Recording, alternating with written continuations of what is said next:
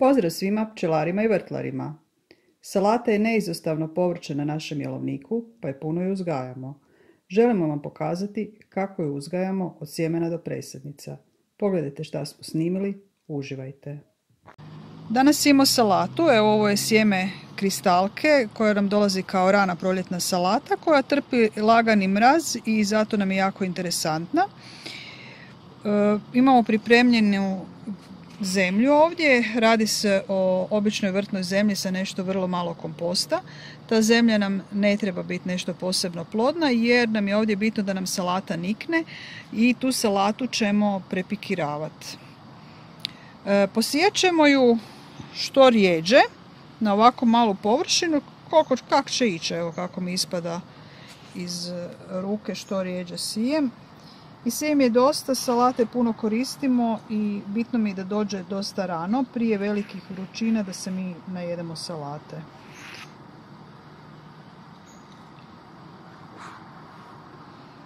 Ovu salatu ćemo prepikiravati kad naraste, znači mora potjerati ona prva dva para onih pravih listića i onda ćemo je prepikiravati po jedan komad. Salatu smo posijali.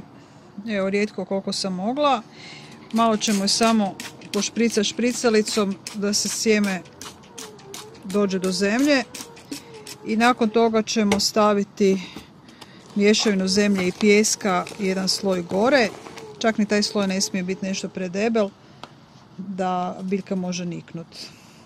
Ono što je bitno za salatu, da salata ni u jednom trenutku ne smije ići u kuću i na toplo. Salata na toplom nikne izrazito brzo, ali se toliko izduži da postane zaista neupotrebljiva. Evo, ovo je dobro. Malo potupkat da se sjeme ima dodir sa zemljom. Malo zalit i to je to. Nekad zna biti ovako rano proljeće suho i nema vlage, tako da ćemo to pokriti sa komadom stakla i ostaviti tu vani. Tu ima dovoljno svjetla i to bude tu u redu. Evo, to će nam tako ostati, čekamo da biljke niknu, s tim da ćemo svaki dan provjeravati da li je dovoljno vlažno, ako nije zalijevamo, ako je ostaje takav je, čekamo drugi dan. Danas presađujemo salatu, evo flance su nam prilično dobre, kako su stalno vani, imaju lijepu zelenu boju. Vrijeme da ih presadimo. Evo, znači ovo su primarni listići, prvi listići, dobila je svaka po 3 prava listića i to je trenutak kad se mora salata presaditi. Presadit ćemo ju u ove stiroporne kontejnere, po jednu biljku u svaku ovu rupu i čekati da nam razvije dobar korijen da bi mogli presaditi na vrt. Prvo stiropore punimo zemljom, tako mi je nekako najlakše, najjednostavnije i najbrže. Ovo su ovi stiropori od 60 rupa, vidi se da su više godina korišteni, ali to salati zaista ništa ne znači.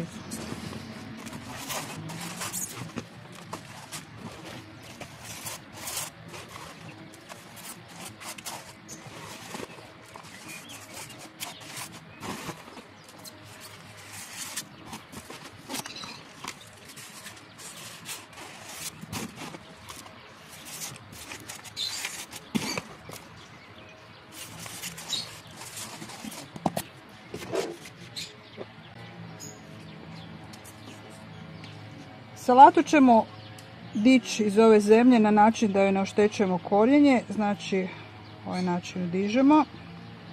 Vadimo si ovako hrpice, ja ću odmah izvaditi malo više toga.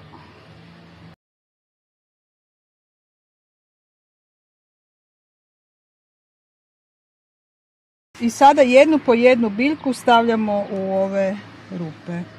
Znači otvorimo si korijen i do prvih listića posadimo. Stisnemo. I tako idemo redom.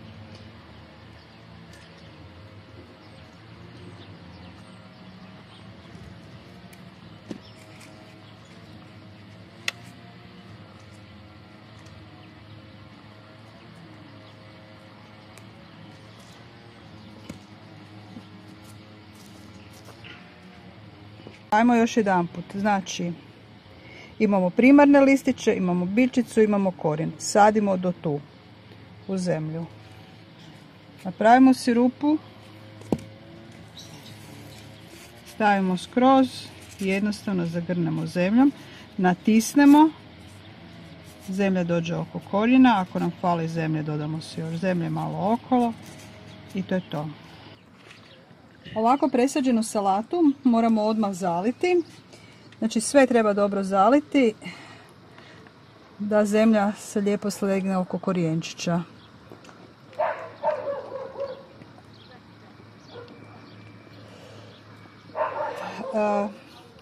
Iako je ova salata uzgajana vani, na prozoru i s vanjske strane naravno, ona sada mora ići u hlad na 1 do 2 dana jer biljku smo presađivali i ona izložena suncu bude jako venula.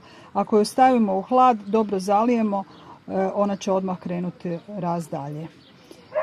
Ovo presađivanje je jako bitno da bi salata razvila dobar korijen. Stvorit će nam se lijepe biljčice koje sadimo direktno na vrt i nemamo više problema sa tim da li tih prvih par dana zalijevamo ili ne. Naše sadnice salate su se lijepo razvile i spremne su za presađivanje u vrt. Salata je bila vani, znači na balkonu izložena suncu, nju nismo pokrivali, nismo ju spremali jer je ona podnosi jako dobro niske temperature. Bilo je par dana nekakvog mraza i ništa ju nije oštetilo. Znači ovako ćemo ih vaditi i sad šta vidimo. Evo, korijenčići su ovdje i prednost ovakve sadnje u ove stiroporne kontejnere je u tome što znači, korijen nije gol kod presađivanja. Ovakvu balu salate posadimo u zemlju i zalijemo sad kod presadnje i ona nam neće povenuti, neće bez problema dočekati idući vikend kada ćemo ju ponovo moći zaliti. Evo ga. Voljeli bi da se pretplatite na naš kanal. Za vas je pretplata besplatna, a nama je poticaj za daljnji rad. Dakle, samo kliknite na pretplati se.